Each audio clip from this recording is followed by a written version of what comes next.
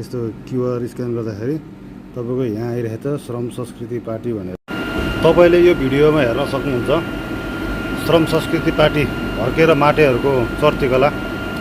तपाईँको यसमा हेर्नुहोस्, यस्तो अवस्थामा पनि, विपदको अवस्थामा पनि हर्केका टोलीहरूले चाहिँ स्क्याम गर्न छोडेको छैन। हेर्नुहोस्, यो प्राइम मिनिस्टर डिजास्टर फन्ड कोष, रिफन्ड कोषमा चाहिँ तपाईँहरूको हेर्नुहोस् त, यो क्युआर हर्केले क्युआर राखेर श्रम संस्कृति पार्टीको नाम राखेर चाहिँ यिनीहरूले स्क्याम गरिरहेको छ।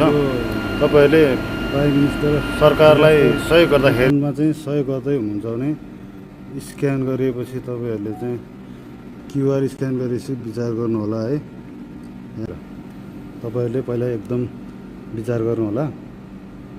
स्क्यान गरिसकेपछि नाम कसको नाममा गइरहेको छ पैसा, त्यो एकदम विचार गर्नुपर्छ। हेर्नुहोस्, यहाँ यसरी आइरहेको छ श्रम संस्कृति पार्टी भनेर। मैले अब यसलाई पैसा पठाउनु खोज्दाखेरि अब एमाउन्ट डाल्दाखेरि पनि त्यही देखाइरहेको छ।